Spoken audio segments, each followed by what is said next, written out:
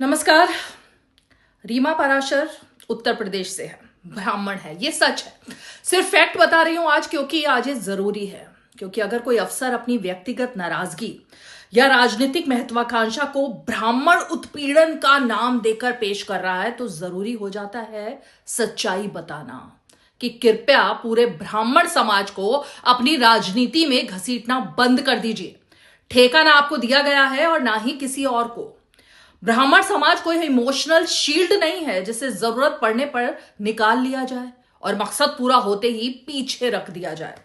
यह समाज सदियों से सत्ता का नहीं, कर्तव्य का प्रतीक रहा है। और यही वजह है कि आज हम भावनाओं के लिए नहीं, नियमों के तराजू पर उत्तर प्रदेश के सिटी मजिस्ट्रेट अलंकार अग्निहोत्री के बयान का जरा पोस्टमार्टम कर लेते हैं। अब लोकतंत्र में जब कोई अफसर कैमरे के सामने आता है ना, तो उसकी हर एक लाइन हेडलाइन बनती है। लेकिन उत्तर प्रदेश के सिटी मजिस्ट्रेट अलंकार अग्निहोत्री का बयान सिर्फ हेडलाइन नहीं, बल्कि एक पॉलिटिकल नैरेटिव जैसा महसूस हो रहा है। सवाल यह नहीं है कि उन्होंने क्या कहा, सवाल यह है कि उन्होंने अभी इस वक्त क्यों कहा। क्या यह वाकई प्रशासनिक भेदभाव के खिलाफ एक साहसी आवाज है, या फिर रिटायरमेंट से पहले राजनीति की तरफ बढ़ता एक सुनियोजित कदम।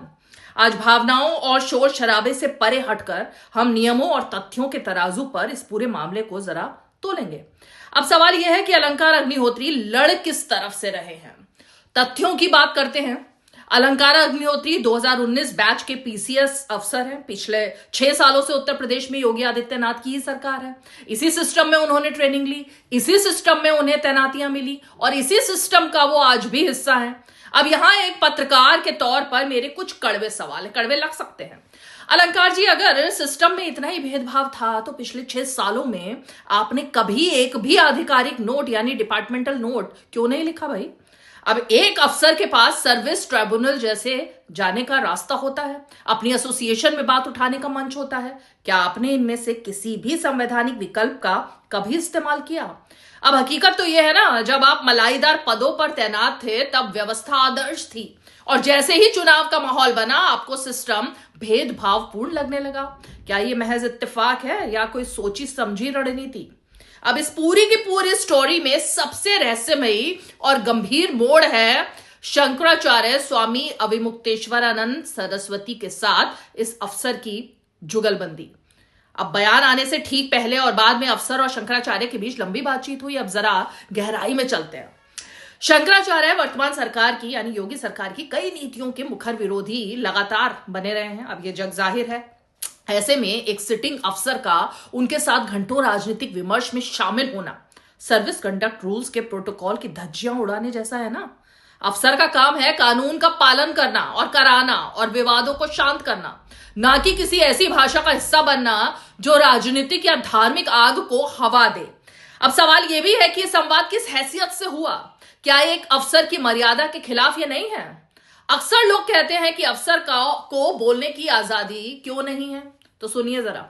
भारत में सरकारी कर्मचारियों के लिए ना कंडक्ट रूल्स एक लक्ष्मण रेखा की तरह है। आपने शपथ ली है उस किताब की। अब इसमें जो नियम 3 है ना एब्सोल्यूट इंटीग्रिटी का, उसमें है ये नियम कि अफसर को हर वक्त सत्यनिष्ठा बनाए रखनी होगी। ऐसा कोई काम नहीं करना होगा जो एक लोक सेवक के लिए अशोभनीय हो। नियम 9 भी कुछ कहता है सरकार की आलोचना पर। यह बहुत ही स्पष्ट है, क्योंकि कोई भी सरकारी अफसर सार्वजनिक रूप से सरकार की नीतियों या कार्यों या फैसलों की प्रतिकूल आलोचना नहीं कर सकता। अगर आप सिस्टम का हिस्सा हैं तो आपको उसके अनुशासन को मानना ही होगा। अगर अनुशासन नहीं मानना तो आपके पास इस्तीफा देने का पूरा हक है। लेकिन सैलरी और रुतबा सिस्टम का लेना और भाषा सिस्टम विरोधियों की बोलना, अब इसे पत्रकारिता की भाषा में ना मिसकंडक्ट और अवसरवाद कहा जाता है। इतिहास में कई सारे ऐसे अफसर रहे हैं जिनकी मंशा राजनीति की थी, लेकिन उन्होंने गरिमा नहीं छोड़ी। जरा इन उदाहरणों को ही देख लेते हैं एक बारी। जनरल वीके सिंह सेना के प्रमुख रहे, रिटायर हुए, फिर राजनीति में आए। वर्दी में रहते हुए कभी सियासत नहीं की उन्होंने।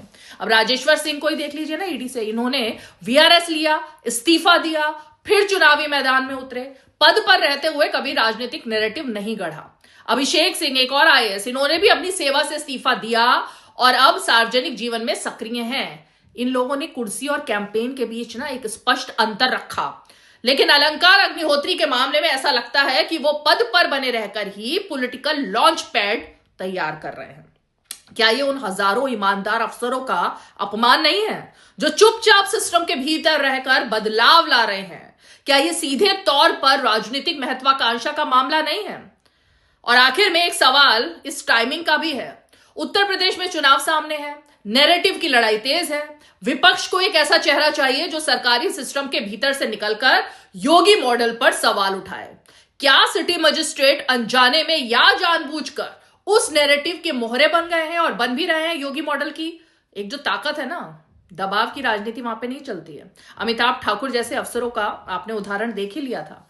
लेकिन अफसर को बोलने की आजादी है इस्तीफा देने के बाद। भाई अगर आप अफसर हैं तो आपकी फाइलें बोलनी चाहिए, अगर आप एक्टिविस्ट हैं तो आपका मंच बोलना चाहिए। लेकिन दोनों को मिला देना ये ना तो शासन के हित में है और ना ही लोकतंत्र के।